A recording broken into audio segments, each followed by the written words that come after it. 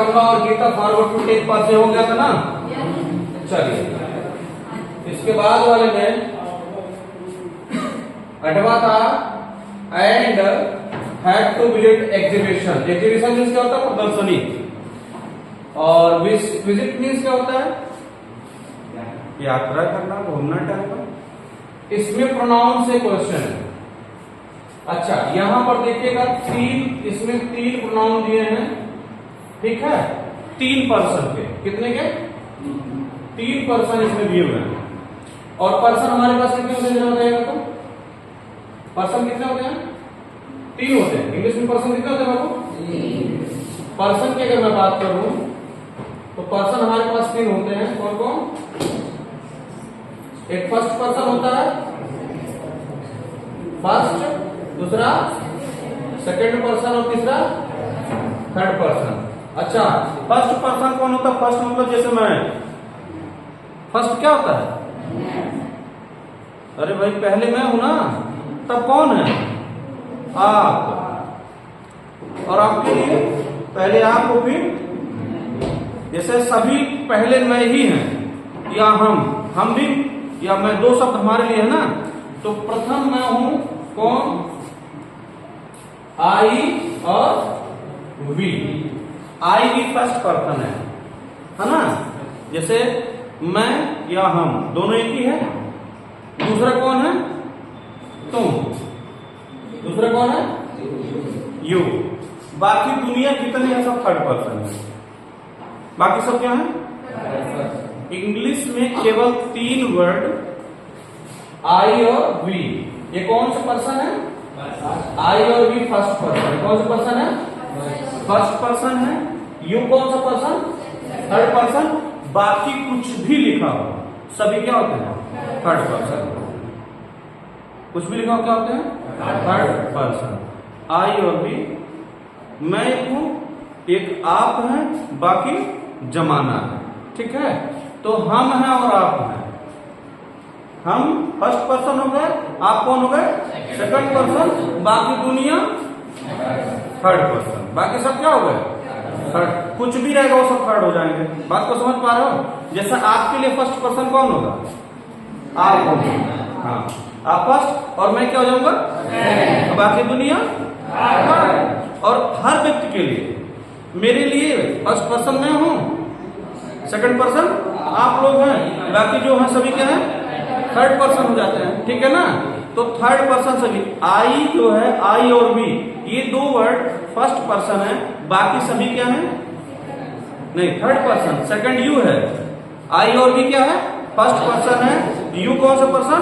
Second. बाकी सभी क्या होते हैं? Third person. क्लियर?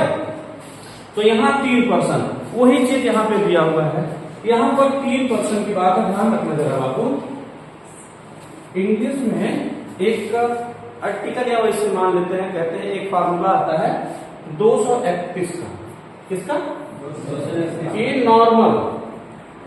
नॉर्मली जो यूज हम करते हैं, जैसे क्या होता है ना, कुछ लोग जैसे का तैसा लिख देते हैं, जैसे मर्जी आया वैसे लिख दिए। जैसे लिखा हुआ है, जैसे लिखा है वह, तुम और मैं स्कूल गए, है ना। तो क्या इसे डायरेक्ट लिख देते हैं ना, ही। जैसे एक सेकंड मैं यहां से थोड़ा सा बोर्ड की तरफ लिख रहा हूं, तो बता रहा हूं।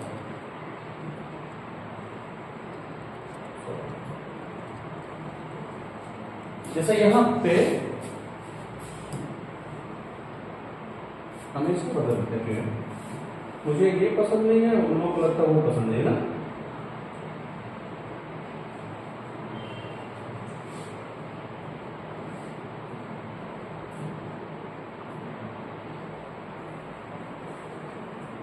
तो जैसे मैं लिखा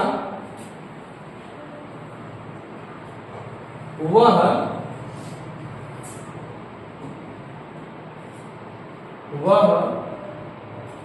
तुम और मैं, ठीक ना।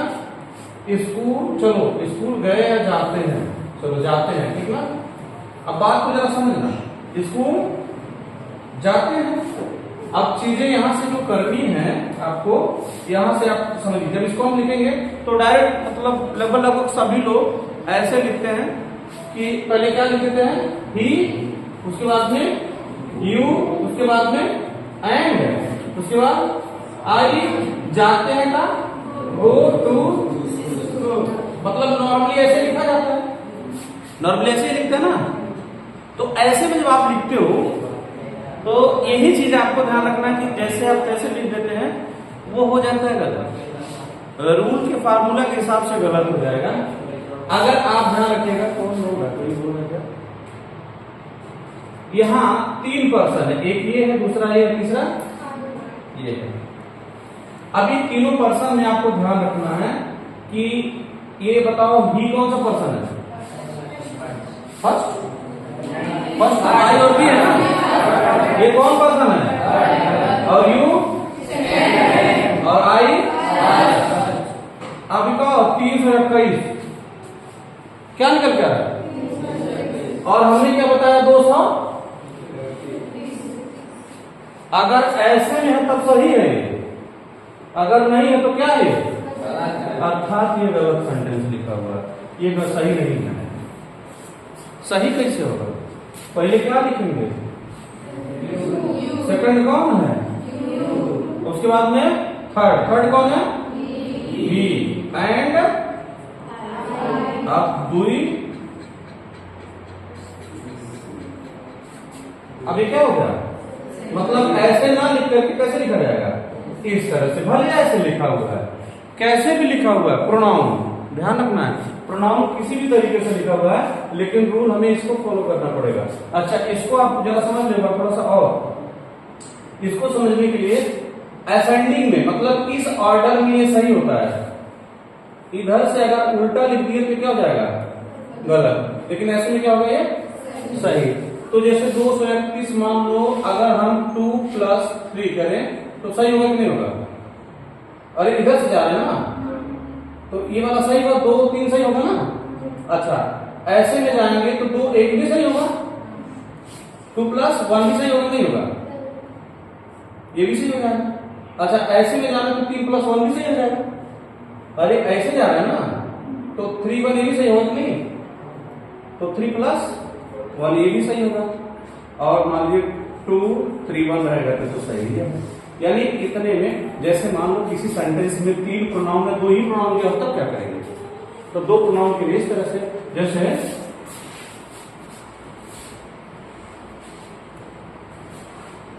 मान लो लिखा राधा और मैं, राधा और मैं वहां पर थे।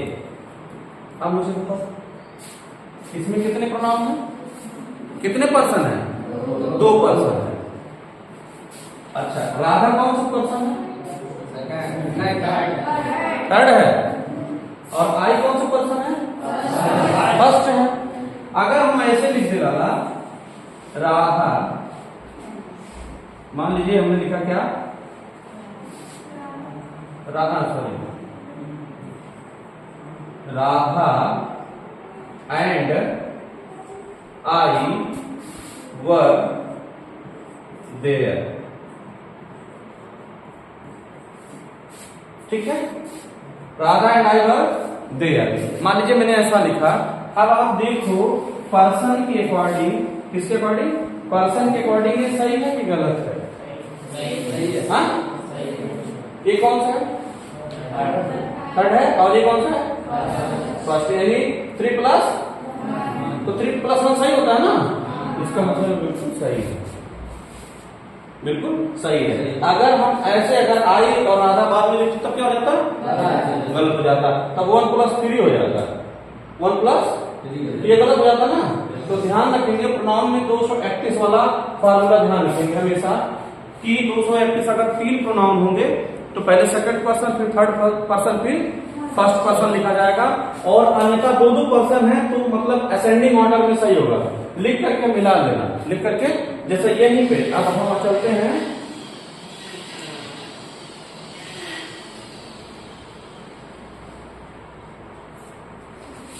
यहाँ पर था ना। अब देखो यहाँ पर कौन सा सही होगा? 200।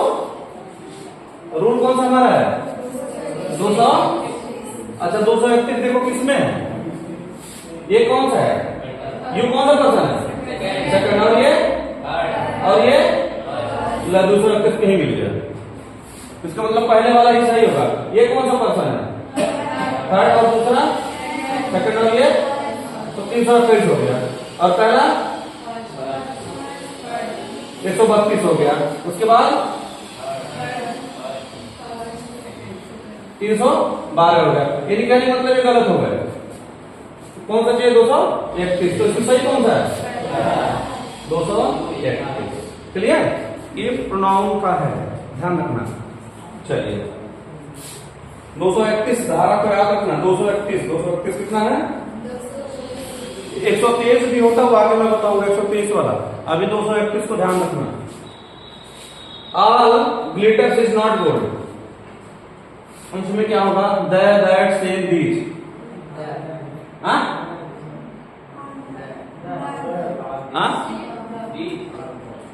Is not gold. इसमें द होगा, दैट होगा, सेम होगा, दीज होगा।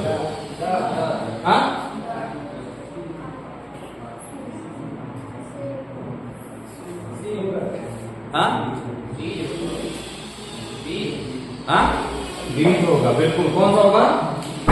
ऑल दीज होगा। क्योंकि ये क्या है? ग्लिटर्स क्या है? प्लूरल है। क्या है ये? और प्लूरल के साथ क्या लगता है? दीज लगता है। क्या लगता है? दीज लगता है। ठीक है। The jury agreed in opinion. The jury agreed. अच्छा ज्यूरी के बारे में बताएं थे। ज्यूरी किसे कहते हैं? ज्यूरी किसे कहते हैं? नहीं, जज का जो एक बेंच होता है, जो एक ग्रुप मतलब 4-5 जो एक किसी केस पे सुनवाई करते थे, तो जजों का ग्रुप होता है 4-5 लोगों का, जिस पे केस हियरिंग चलती है, तो उसमें जो आर्डर देते हैं उसको एक ज्यूरी बोलते हैं। ज्यूरी एक ग्रुप होता है जजों का, ठीक है ना, उसको ज्यूरी बोलते हैं। तो jury agreed in opinion. Opinion मतलब जो विचार था किसी केस पर, जो सुनवाई करते हियरिंग करे थे, उनमें जो जज थे सभी का विचार क्या था? एग्रीड मतलब सहमत थे। उस जो भी आर्डर आया, जो भी आदेश हुआ, उससे सभी लोग क्या थे? सहमत थे। तो इसमें क्या होगा? यहाँ पर स्पेस नहीं दिया गया है, बीच में यहाँ पर होगा दी, मतलब जो कुछ जो दियर इट्स हिज हर, क्या होगा इसका?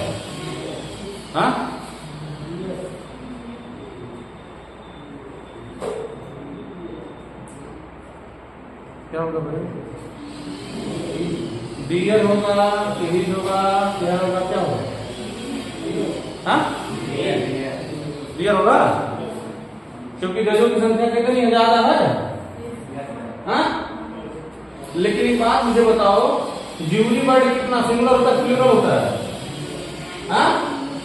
ये सिंगुलर होता है जी। क्या होता है?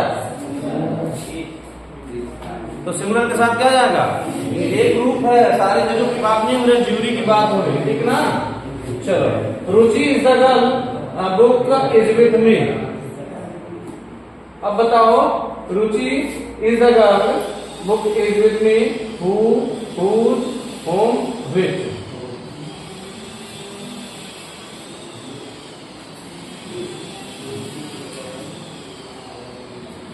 रुचि वही लड़की है, रुचि वही लड़की है, बीच में भरना है। किताब मेरे पास है। हु कौन या जो। whose जिसका। whom जिन्हें। which जो हो सकता है। कौन होगा?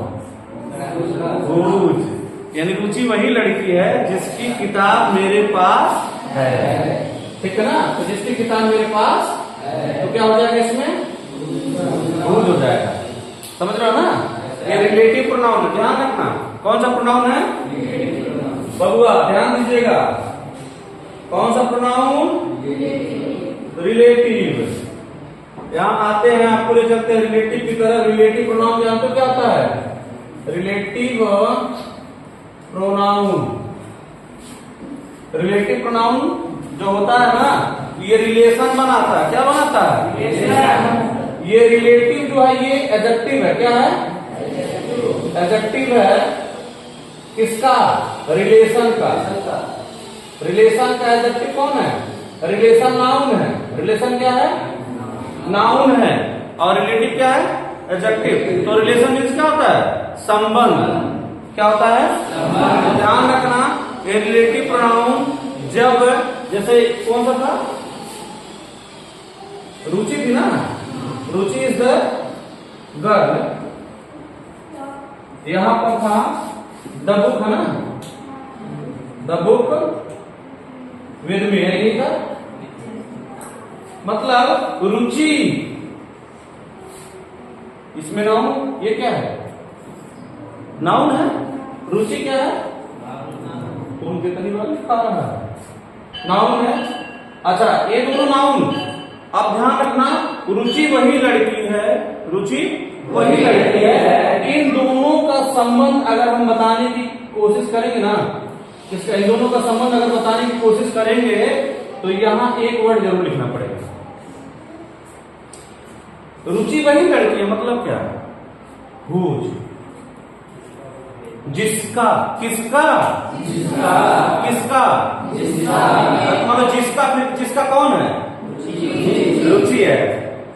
या रुचि इज द गर्ल, रुचि वही लड़की है, रुचि वही लड़की है जिसका, जिसका कौन है? चाहे लड़की को कहो चाहे रुचि को कहो, दोनों कितने हैं? एक है ना।